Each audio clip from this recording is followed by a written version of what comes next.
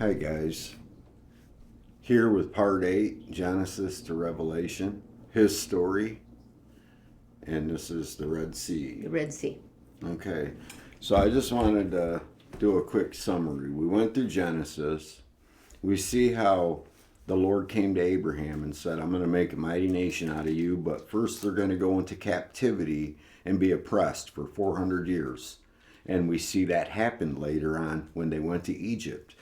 In Egypt, they became a nation, a great nation, as far as people wise. God brought them out of Egypt with much possessions. We read in part 7, by the way, if you haven't seen parts 1, starting in the garden, all the way to 7, this is part 8. Go back and watch it. It's on here. So after Pharaoh decided to let him go, starting in Exodus chapter 13, okay, the Lord's saying, the feast of unleavened bread. You are going to do this, and when your sons ask why you're doing it in future generations, you're going to say, because I brought you out of Egypt quickly. I brought you out. And then you're going to offer to me the firstborn of every male animal, and you're going to make atonement for it. If it's a donkey, you're going to atone for it with a lamb. If not, you're going to break the neck of the donkey. It's for them. And then firstborn son, you're going to make atonement for, probably with a lamb. And so he says they're mine. You're going to consecrate them. And when in future generations, when your kids ask, why do we do this? You're going to say, because the Lord brought us up out of Egypt with a strong hand. Okay? So that's...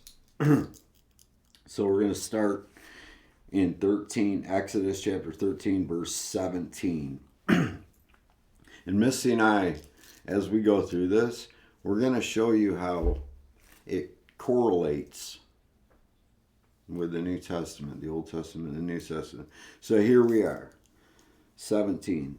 Then it came to pass, when Pharaoh had let the people go, that God did not lead them by the way of the land of the Philistines, although that was closer. For God said, lest perhaps the people change their minds when they see war and return to Egypt. So God led the people around by the way of the wilderness of the Red Sea, and the children of Israel went up in orderly ranks out of the land of Egypt. And Moses took the bones of Joseph with him. Remember, Joseph said 400 years earlier, I know that the Lord's going to bring this people out of Egypt. And when that happens, don't forget to take my bones with you. And Moses took the bones of Joseph with him, for he had placed the children of Israel under solemn oath, saying, God will surely visit you, and you shall carry up my bones from here with you. So they took their journey from Succoth, encamped in Etham at the edge of the wilderness, and the Lord went before them by day in a pillar of cloud to lead the way, and by night in a pillar of fire to give them light, so as to go by day and night. He did not take away the pillar of cloud by day or the pillar of fire by night from before the people. The Red Sea crossing, chapter 14.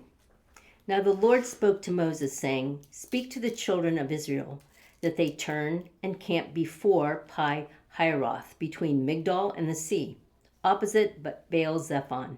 You shall camp before it by the sea. So he's very specific. For Pharaoh will say of the children of Israel, they are bewildered by the land. The wilderness has closed them in. Then I will harden Pharaoh's heart, so that he will pursue them. And I will gain honor over Pharaoh and over all his army, that the Egyptians may know that I am the Lord. And they did so. So the Lord knew that they were going to be trapped, that the Egyptians were going to be able to get to them, and that their back was the Red Sea and they couldn't escape. And that's what Pharaoh wanted to take advantage of. But the Lord had other plans. Now it was told the king of Egypt that the people had fled, and the heart of Pharaoh and his servants was turned against the people, and they said, why have we done this, that we have let Israel go from serving us? So he made ready his chariot and took his people with him. Also, he took 600 choice chariots and all the chariots of Egypt with captains over every one of them. And the Lord hardened the heart of Pharaoh, king of Egypt, and he pursued the children of Israel, and the children of Israel went out with boldness. So the Egyptians pursued them, all the horses and chariots of Pharaoh, his horsemen and his army, and overtook them camping by the sea beside Pi-hahiroth before Baal-zephon. And when Pharaoh drew near, the children of Israel lifted their eyes, and behold, the Egyptians marched after them. They could see them coming because it was all wilderness up to that point. So they were very afraid, and the children of Israel cried out to the Lord. Then they said to Moses, because there were no graves in Egypt, you have taken us away to die in the wilderness? Why have you so dealt with us to bring us up out of Egypt? Is this not the word that we told you in Egypt, saying, let us alone, that we may serve the Egyptians? So these people were Complaining and whining, and this was the first of many to come. Egypt embalmed people, and they're saying, and the Israelites say, would you bring us out here to die because we can't be buried in Egypt? Mm-hmm. For it would have been better for us, this is the Israelites saying to Moses, to serve the Egyptians than that we should die in the wilderness. And Moses said to the people, do not be afraid. Stand still and see the salvation of the Lord. So they weren't trusting in the Lord, and Moses was telling them to trust. Okay? Which he will accomplish for you today. For the Egyptians whom you see today, you shall see again no more forever. The Lord will fight for you, and you shall hold your peace. And the Lord said to Moses, why do you cry to me? Tell the children of Israel to go forward. Like, what are you doing? Well, you're wasting your time. Just go. But lift up your rod and stretch out your hand over the sea and divide it. This is the Lord telling Moses. And the children of Israel shall go on dry ground through the midst of the sea. And I indeed will harden the hearts of the Egyptians, and they shall follow them. So I will gain honor over Pharaoh and over all his army, his chariots, and his horsemen. So the Lord had plans. Then the Egyptians shall know that I am the Lord when I have gained honor for myself over Pharaoh, his chariots, and his horsemen. And the angel of God, who is Jesus, went before the camp of Israel and moved and went behind them. So he was there. He went before them, and he was their rear guard. The pillar. Mm-hmm. And the pillar of cloud went from before them and stood behind them. So it came between the camp of the Egyptians and the camp of Israel. So he shielded the Israelites from the Egyptians. They couldn't see them, although they were very close yet. Okay? All right. Thus it was a cloud and darkness to the one, and he gave light by night to the other. So it was a cloud and darkness to the Egyptians and light by night to the Israelites, so that the one did not come near the other all that night. Then Moses stretched out his hand over the sea, and the Lord caused the sea to go back by a strong east wind all that night, and made the sea into dry land, and the waters were divided. So it wasn't like the Ten Commandments in Charleston, Heston, when he did it right away. It went all that night. Okay? So the children of Israel went into the midst of the sea on the dry ground, and the waters were a wall to them on their right hand and on their left. And I want to say something real quick. Some people try to say, well, it must have been over in the Sea of Reeds in the Red Sea, you know. Shallow. A shallow, couple feet deep, you know. Because why? Because God can't do it. No, God said they went through the middle of the sea. And if it was the Sea of Reeds, when God brought that sea back in, the chariots would have just swam right out, you know. No, it was in the midst of the sea, and it was towering water, walls of water on either side of them. So the Israelites had already seen these miracles that had been performed by God, you know, all of the plagues, and so had the Egyptians. Mm-hmm. And the Lord was protecting the Israelites. The Egyptians couldn't see them, although they were very close. And he was about to do this great thing for his glory, not only to save the Israelites, but to show them that he is the Lord. He is their Lord, and he will protect them and guide them. But he was going to show the people of Egypt that he is the Lord, the one and only true God, all at the same time. By destroying Egypt's army. Yeah. So, the children of Israel, verse 22, went into the midst of the sea on the dry ground, and the waters were a wall to them on their right hand and on their left, a wall. And the Egyptians pursued and went after them into the midst of the sea, all Pharaoh's horses, his chariots, and his horsemen. Now it came to pass in the morning watch that the Lord looked down upon the army of the Egyptians through the pillar of fire and cloud, and he troubled the army of the Egyptians. One more thing. Don't picture like the movies where you got a couple thousand. No. It was probably a mile or longer line of Israelites. You're talking well over 1 million. Some say to 3 million. 1 to 3 million people. And all their cattle and all their coming up out of Egypt. Right. So Pharaoh probably had, a trained army of a couple 100,000. Who knows? It doesn't say.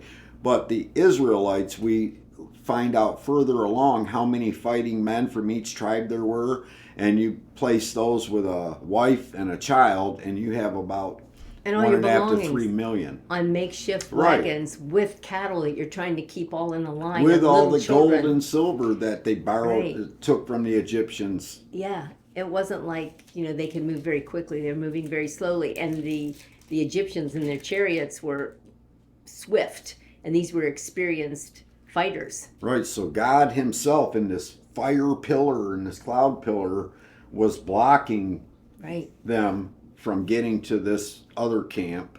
Okay. And in verse 24 it says he troubled the army of the Egyptians. What he did, it says, and he took off their chariot wheels so that they drove them with difficulty. So it was like the horses were just dragging the chariots. There's no wheels, okay?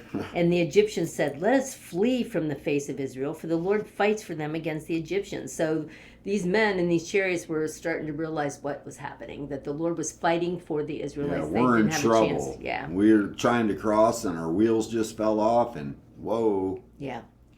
Then the Lord said to Moses, stretch out your hand over the sea that the waters may come back upon the Egyptians, on their chariots, and on their horsemen. And Moses stretched out his hand over the sea. And when the morning appeared, the sea returned to its full depth. Okay, so when he says he troubled the army, it sounds like the army was standing on the shore and the chariots, that group of the armies is what fled in there. Mm-hmm. Okay. Yeah. Moses stretched out his hand over the sea, and when the morning appeared, the sea returned to its full depth, while the Egyptians were fleeing into it. So, from that entire crossing, there were still Egyptians coming in as the Egyptians were reaching the end of it, just about to get the Israelites. He takes their wheels off, so they can't really go any further. So that whole length of the width of the Red Sea was full of Egyptians and their chariots and their horses. What is it, about 7 miles there? I don't know. I know they've done a documentary. They've actually found these chariot wheels in the Red Sea, okay, that are still existing, okay. Then the Lord said to Moses, okay, verse 27, and Moses stretched out his hand over the sea, and when the morning appeared, the sea returned to its full depth while the Egyptians were fleeing into it. So the Lord overthrew the Egyptians in the midst of the sea. Then the waters returned and covered the chariots, the horsemen, all the army, and all the army of Pharaoh that came into the sea after them. Not so much as one of them remained. But the children, that makes me sad for the horses. I know. But the children of Israel had walked on dry land in the midst of the sea, and the waters were a wall to them on their right hand and on their left. So the Lord saved Israel that day out of the hand of the Egyptians, and Israel saw the Egyptians dead on the seashore. They were washing up on the shore. Thus Israel saw the great work which the Lord had done in Egypt. So the people feared the Lord. So the people feared the Lord. And believed the Lord and his servant Moses. The Song of Moses, chapter 15. Then Moses and the children of Israel sang this song to the Lord and spoke, saying, I will sing to the Lord, for he has triumphed gloriously. The horse and its rider he has thrown into the sea. The Lord is my strength and song, and he has become my salvation. He is my God, and I will praise him, my father's God, and I will exalt him. The Lord is a man of war. The Lord is his name. Pharaoh's chariots and his army he has cast into the sea. His chosen captains also are drowned in the Red Sea. The depths have covered them. They sank to the bottom like a stone. Your right hand, O Lord, has become glorious in power. Your right hand, O Lord, has dashed the enemy in pieces. And in the greatness of your excellence, you have overthrown those who rose against you. You sent forth your wrath. It consumed them like stubble. And with the blast of your nostrils, the waters were gathered together. The flood stood upright like a heap. The depths congealed in the heart of the sea. The enemy said, I will pursue, I will overtake, I will divide the spoil. My desire shall be satisfied on them. I will draw my sword, my hand shall destroy them. You blew with your wind, the sea covered them, they sank like lead in the mighty waters. Who is like you, O Lord, among the gods? Who is like you, glorious in holiness, fearful in praises, doing wonders? You stretched out your right hand, the earth swallowed them. You in your mercy have led forth the people whom you have redeemed. You have guided them in your strength to your holy habitation. The people will hear and be afraid. Sorrow will take hold of the inhabitants of Philistia. Then the chiefs of Edom will be dismayed. The mighty men of Moab, trembling, will take hold of them. All the inhabitants of Canaan will melt away. Fear and dread will fall on them. By the greatness of your arm, they will be as still as a stone, till your people pass over, O Lord, till the people pass over whom you have purchased. You will bring them in and plant them in the mountain of your inheritance, in the place, O Lord, which you have made for your own dwelling, the sanctuary, O Lord, which your hands have established. The Lord shall reign forever and ever. For the horses of Pharaoh went with his chariots and his horsemen into the sea, and the Lord brought back the waters of the sea upon them, but the children of Israel went on dry land in the midst of the sea. These are long songs. And then here's the song of Miriam. Then Miriam, the prophetess, the sister of Aaron, took the timbrel in her hand, and all the women went out after her with timbrels and with dances. And Miriam answered them, Sing to the Lord, for he has triumphed gloriously. The horse and its rider he has thrown into the sea. So Moses brought Israel from the Red Sea. Then they went out into the wilderness of Shur. And they went 3 days in the wilderness and found no water. Now when they came to Marah, they could not drink the waters of Marah, for they were bitter. Therefore the name of it was called Marah. And the people complained against Moses, saying, What shall we drink? So he cried out to the Lord, and the Lord showed him a tree. When he cast it into the waters were made sweet. There he made a statute and an ordinance for them, and there he tested them, and said, If you diligently heed the voice of the Lord your God, and do what is right in his sight, give ear to his commandments, and keep all his statutes, I will put none of the diseases on you which I have brought on the Egyptians, for I am the Lord who heals you. Then they came to Elim, where there were 12 wells of water and 70 palm trees, so they camped there by the waters. So Jesus tells us in the book of John that he will give us living water. Chapter 16, Bread from Heaven. And they journeyed from Elim, and all the congregation of the children of Israel came to the wilderness of Sin, which is between Elim and Sinai, on the 15th day of the 2nd month, after they departed from the land of Egypt. Then the whole congregation of the children of Israel complained against Moses and Aaron in the wilderness. So The Lord had already done all of these things, and he'd given them water to drink. He had brought them out of Egypt with spoils and had saved them from the Egyptians in the sight of everybody. And all the people in the lands who could come against them and kill them were now afraid. But they were still complaining.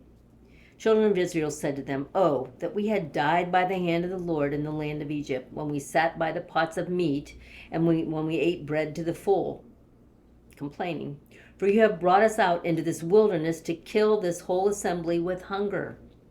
Then the Lord said to Moses, "Behold, I will rain bread from the heaven for you, and the people shall go out and gather a certain quota every day, that I may test them, whether they will walk in my law or not." So he's going to give them an exact order of exactly how much they can get. "And it shall be on the 6th day that they shall prepare what they bring in, and it shall be twice as much as they gather daily," because on the 7th day he didn't want them to go out. Okay. Then Moses and Aaron said to all the children of Israel, "At evening you shall not know that the Lord has brought you out." You shall know. Oh, at the evening Sorry. you shall know that the Lord has brought you out of the land of Egypt. And in the morning you shall see the glory of the Lord. For he hears your complaints against the Lord. But what are we that you complain against us? Also Moses said, "This shall be seen when the Lord gives you meat to eat in the evening, and in the morning bread to the full. For the Lord hears your complaints which you make against him. And what are we? Your complaints are not against us, but against the Lord." Then Moses spoke to Aaron, "Say to all the congregation of the children of Israel, 'Come near before the Lord, for he has heard your complaints.'"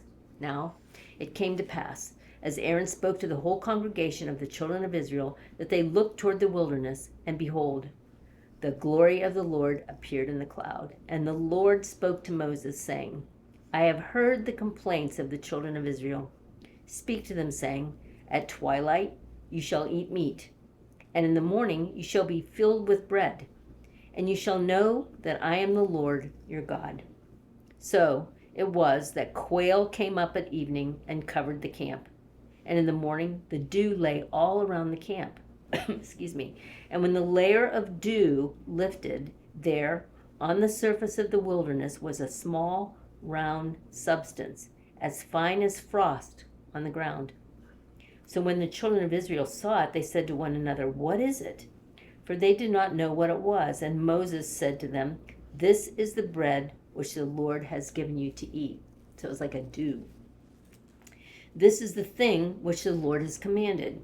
Let every man gather it according to each one's need. 1 omer, that's an amount, for each person. According to the number of persons, let every man take for those who are in his tent."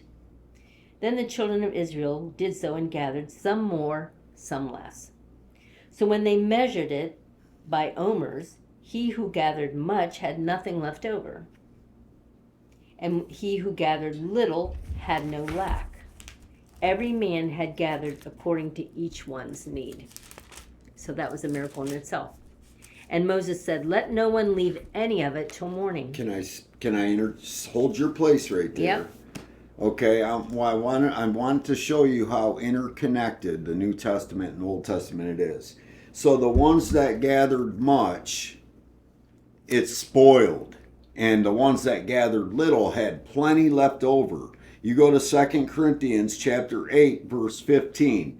"As it is written, he who gathered much had nothing left over, and he who gathered little had no lack." That's exactly what it's talking about right here. Mm-hmm. Okay. Okay. All right. And Moses said, "Let no one leave any of it till morning." Verse 20. Notwithstanding, they did not heed Moses. They didn't listen to him. But some of them left part of it until morning, and it bred worms and stank. And Moses was angry with them. So they gathered it every morning, every man according to his need. And when the sun became hot, it melted. And so it was on the 6th day that they gathered twice as much bread, which they were instructed to do, 2 omers for each person. And all the rulers of the congregation came and told Moses. Then he said to them, "This is what the Lord has said. Tomorrow is a Sabbath rest, a holy Sabbath to the Lord. Bake what you will bake today, and boil what you will boil, and lay up for yourselves all that remains to be kept until morning. So they laid it up till morning as Moses commanded, and it did not stink, nor were there any worms in it. Then Moses said, Eat that today, for today is Sabbath to the Lord. Today you will not find it in the field. 6 days you shall gather it, but on the seventh day, the Sabbath, there will be none. Now it happened that some of the people went out on the seventh day to gather, but they found none. And the Lord said to Moses, How long do you refuse to keep my commandments and my laws? See, for the Lord has given you the Sabbath. Therefore he gives you on the 6th day bread for 2 days. Let every man remain in his place. Let no man go out of his place on the seventh day. So the people rested on the seventh day. And the house of Israel called its name Manna. And it was like a white coriander seed, and the taste of it was like wafers made with honey. Then Moses said, This is the thing which the Lord has commanded. Fill an omer with it, to be kept for your generations, that they may see the bread with which I fed you in the wilderness, when I brought you out of the land of Egypt. That was kept in the tabernacle with Aaron's staff that budded, and the Ark of the Covenant later on, and stuff like that. So. And Jesus talks about it. You know, my Father gave you bread in the wilderness that rotted, but I give you bread for eternity. Right. I am the bread of life. Right. Okay. All right. And Moses said to Aaron, Take a pot and put an omer of manna in it, and lay it up before the Lord to be kept for your generations. Verse 34. And the Lord commanded Moses, so Aaron laid it up before the testimony to be kept. And the children of Israel ate manna for 40 years until they came to an inhabited land. They ate manna until they came to the border of the land of Canaan. Now, an omer is 1/10 of an ephah. Okay, 17. Then all the congregation of the children of Israel set out on their journey from the wilderness of Sin. Now, just because it says they ate it for 40 years doesn't mean now we're 40 years ahead. No, we're not. We're still just in the beginning of this journey, chapter 17. Then all the congregation of the children of Israel set out on their journey from the wilderness of Sin, according to the commandment of the Lord, and camped in Rephidim, but there was no water for the people to drink. Therefore the people contended with Moses and said, Give us water that we may drink. So Moses said to them, Why do you contend with me? Why do you tempt the Lord? And the people thirsted there for water. And the people complained against Moses and said, Why is it you have brought us up out of Egypt to kill us and our children and our livestock with thirst? Wow, they've already seen God's miracles, pillars of walking through the Red Sea, quail coming every night, manna. Kind of like all of us. Yeah.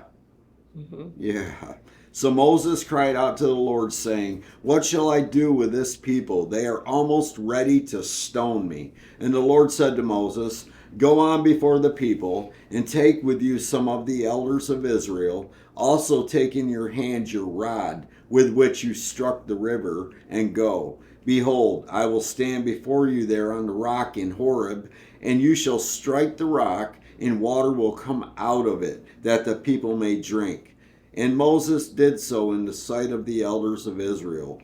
So he called the name of the place Massa and Meribah, because of the contention of the children of Israel, and because they tempted the Lord, saying, Is the Lord among us or not? And we read in 1 Corinthians, I believe, 9, the people tempted the Lord and they complained against the Lord. That's what it's talking about. No matter how many signs and miracles he gave them, they still complained. And you're right, that is a lot like us. It's us. Okay. Victory. So we call it victory. Now Amalek came and fought with Israel in Rephidim. And Moses said to Joshua, Choose us some men and go out to fight with Amalek. He's a Philistine, I believe. Tomorrow I will stand on the top of a hill with the rod of God in my hand. So Joshua did as Moses said to him and fought with Amalek. And Moses, Aaron, and Hur went up to the top of the hill. And so it was, when Moses held up his hand, that Israel prevailed. And when he let down his hand, Amalek prevailed. But Moses' hands became heavy. So they took a stone and put it under him, and he sat on it, and Aaron and Hur supported his hands, one on one side and the other on the other side. And his hands were steady until the going down of the sun. So Joshua defeated Amalek and his people with the edge of the sword. Then the Lord said to Moses, "Write this for a memorial in the book and recount it in the hearing of Joshua, that I will utterly blot out the remembrance of Amalek from under heaven." And Moses built an altar and called its name, "The Lord is my banner." For he said, "Because the Lord has sworn, the Lord will have war with Amalek from generation to generation. Chapter 18. Jethro, real quick before she starts, when Moses went back to Egypt to tell Pharaoh to let the people go, Moses sent his wife and child back home to be with her father. And this is Moses' father-in-law. So now he's coming to find Moses and the children of Israel because he heard about this, the Lord delivering them and destroying the Egyptians. Okay. And Jethro, the priest of Midian, Moses' father-in-law, heard of all that God had done for Moses and for Israel, his people, that the Lord had brought Israel out of Egypt. Then Jethro, Moses' father-in-law, took Zipporah, Moses' wife, after he had sent her back, with her 2 sons, of whom the name of one was Gershom, for he said, "I have been a stranger in a foreign land," and the name of the other was Eleazar, for he had said, "The God of my father was my help, and delivered me from the sword of Pharaoh." And Jethro, Moses' father-in-law, came with his sons and his wife to Moses in the wilderness, where he was encamped at the mountain of God.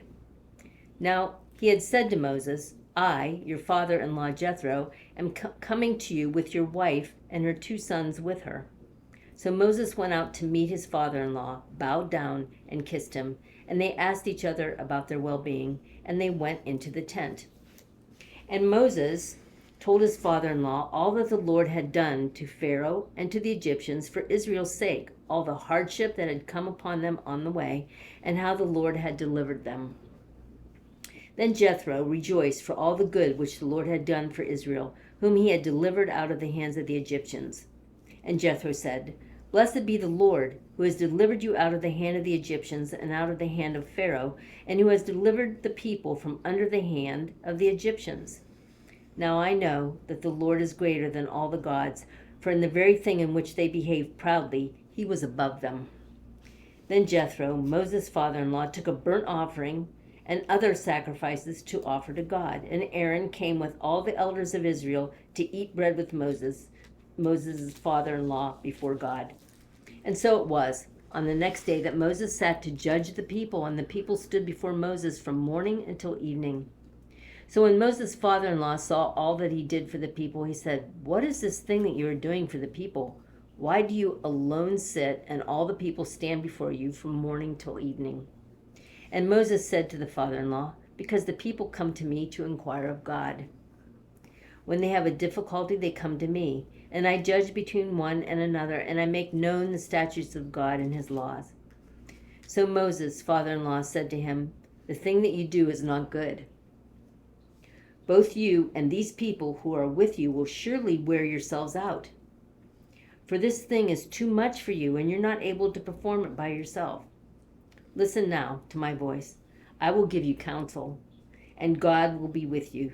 Stand before God, for the people, so that you may bring the difficulties to God. And you shall teach them the statutes and the laws, and show them the way in which they must walk, and work they must do. Moreover, you shall elect from all the people able men, such as fear God, men of truth, hating covetousness, and place such over them to be rulers of thousands, rulers of hundreds, rulers of 50s, and rulers of 10s. That's what the Lord's going to do in the millennial reign. And let them judge the people at all times. Then it will be that every great matter they shall bring to you, but every small matter they themselves shall judge. So it will be easier for you, for they will bear the burden with you. If you do this thing, and God so commands you, then you will be able to endure, and all this people will also go to their place in peace. So Moses heeded the voice of his father-in-law and did all that he had said. And Moses chose able men out of all Israel and made them heads over the people, rulers of thousands, rulers of hundreds, rulers of 50s, and rulers of 10s. So they judged the people at all times. The hard cases they brought to Moses, but they judged every small case themselves. Then Moses let his father-in-law depart, and he went his way to his own land.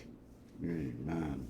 So yeah, Moses was teaching them the law of God. I mean, you're talking a group that big. You probably had murder. You probably had all kinds of theft. You had all kinds of millions disputes. Of people. Right. Yeah. And so Moses is sitting there all day long, judging the smallest to the biggest matters. And Moses, the Lord must have put it in Jethro, Moses' father-in-law's heart. Mm-hmm. Hey, appoint, just like appoint a government, Yeah. You heard what he said. And then the big matters, you can judge, but let them judge the smaller matters and teach them God's laws. Yeah. So. And we've been told in the New Testament that, in the millennial reign, the Lord is going to sit on his throne and David is going to sit on his throne. And he's promised his saints that I will make you rulers over the same thing, right. Thousands and hundreds and 50s and 10s. 10 cities, 5 cities. It says in the 12 apostles shall rule over the 12 tribes of Israel. Right. King David will be king over all of Israel, and Lord's king over all the earth. And he appoints, that's why he said, you have made us priests and kings, and we shall rule and reign with you on the earth. That's the body of Christ and the other ages saints. Right. These and the things that are going to happen where they're establishing sacrifices and feast days and so forth, the Lord will go back to that. He will go back to the beginning, and we will participate in that with him.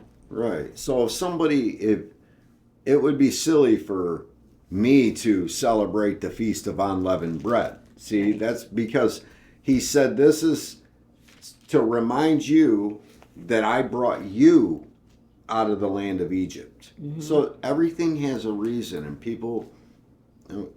Okay, yeah. We're going to read one more chapter for tonight, and then a couple tie-ins in the New Testament. This is Israel at Mount Sinai. Mm-hmm. Chapter 19. In the 3rd month after the children of Israel had gone out of the land of Egypt, the 3rd month after they left, on the same day they came to the wilderness of Sinai. For they had departed from Rephidim and had come to the wilderness of Sinai and camped in the wilderness. So Israel camped there before the mountain. And Moses went up to God, and the Lord called to him from the mountain, saying, Thus you shall say to the house of Jacob, and tell the children of Israel, You have seen what I did to the Egyptians, and how I bore you on eagle's wings and brought you to myself.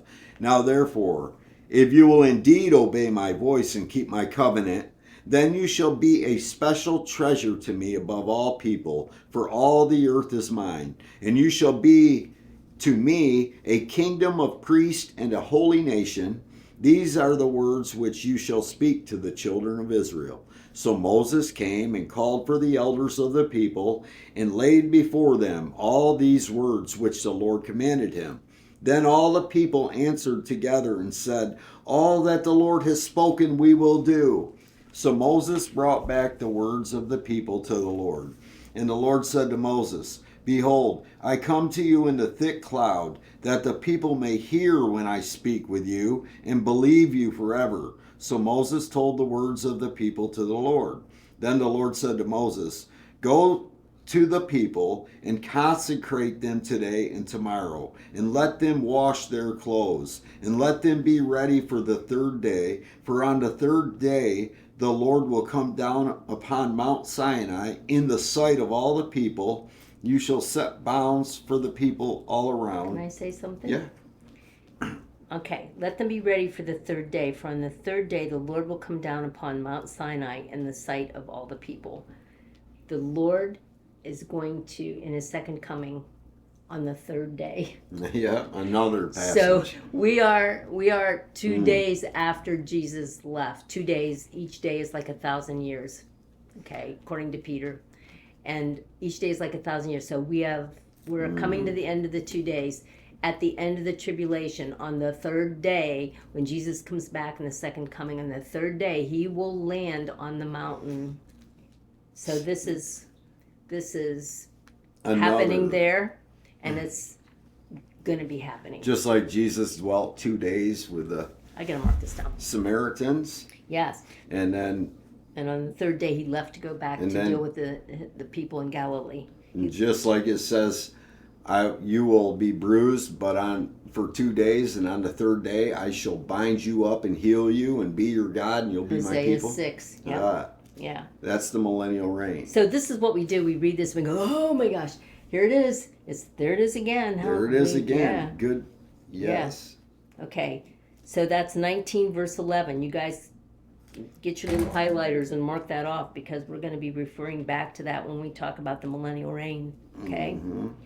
So verse 12. Then. You shall set bounds for the people all around, saying, take heed to yourselves that you do not go up to the mountain or touch its base. Whoever touches the mountain shall surely be put to death. Not a hand shall touch him, but he shall surely be stoned or shot with an arrow.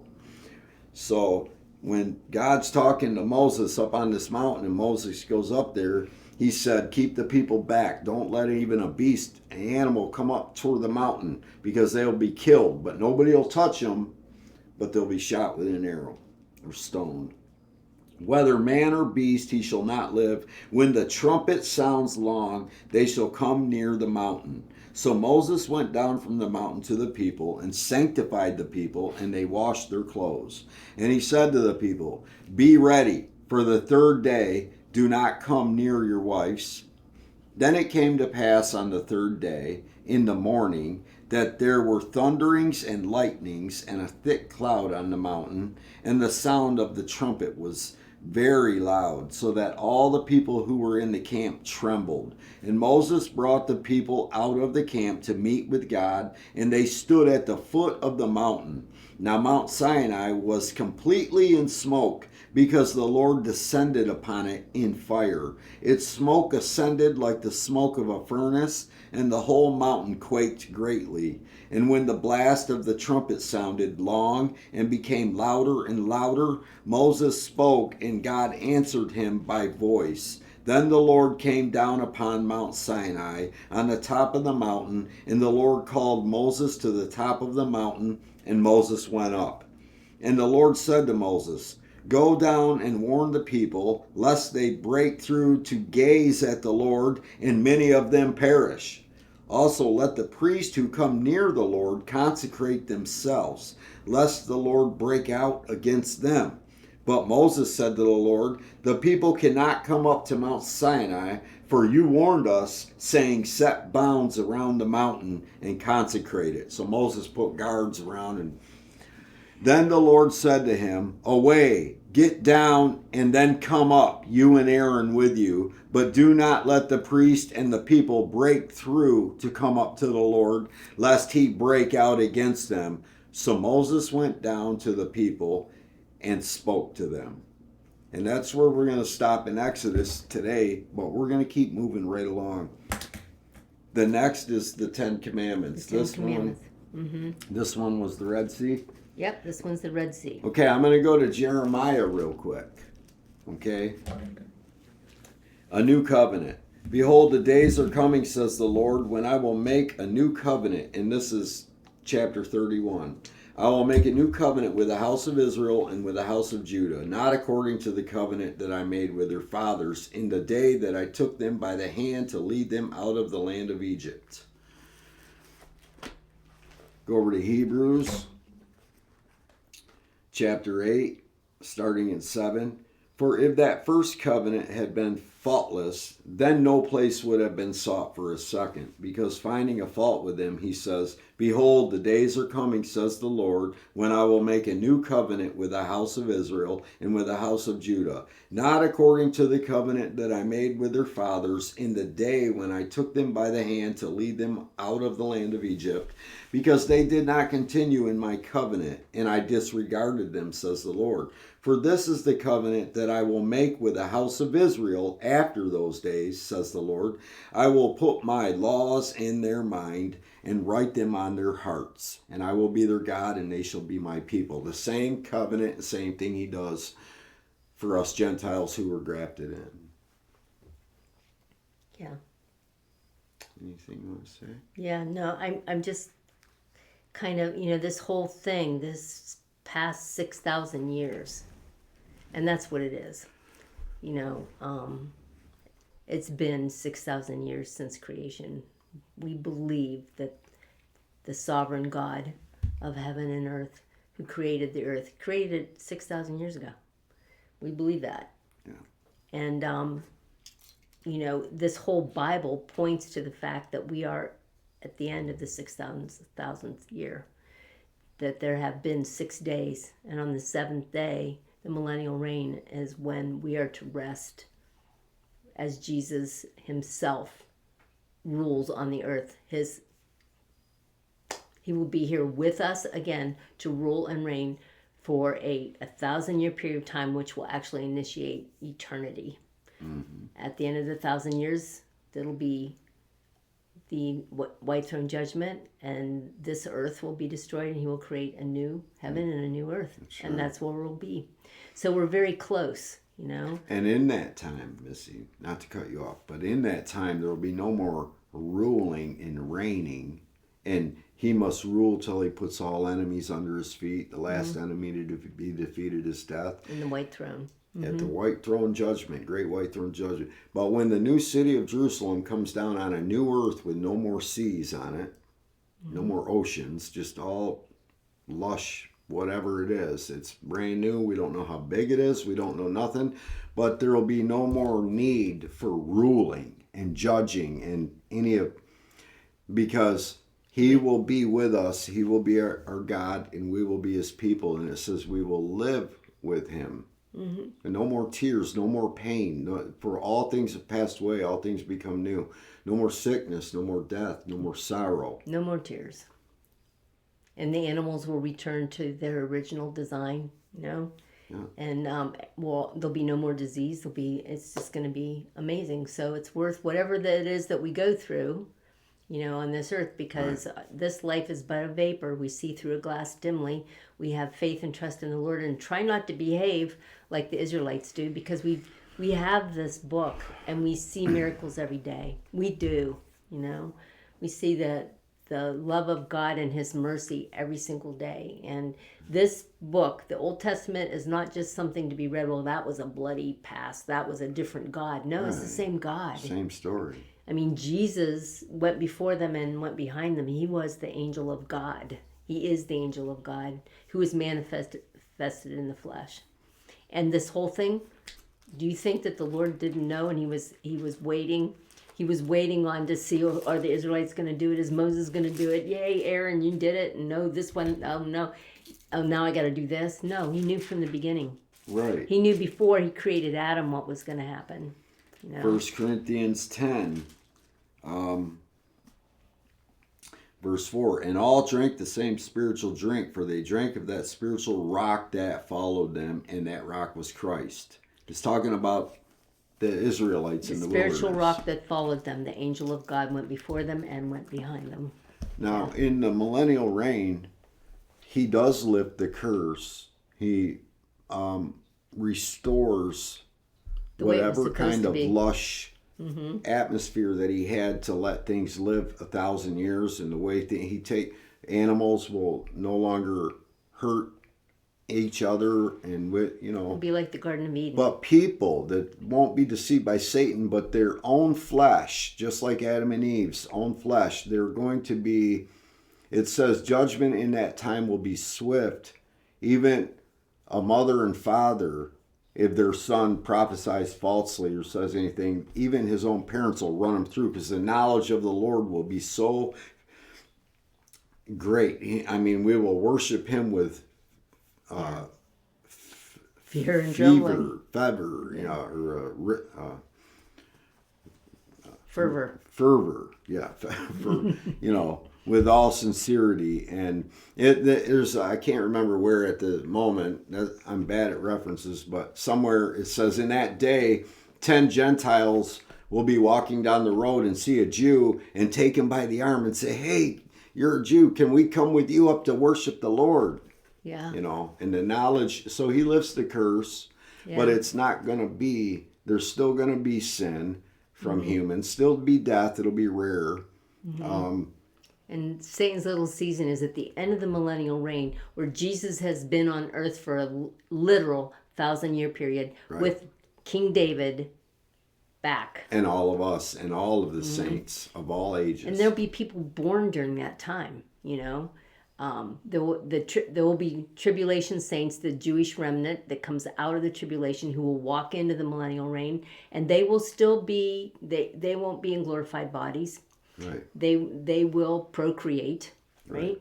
And if you want to read just a sampling of what Jesus said is going to happen in the millennial reign, read Zechariah 14.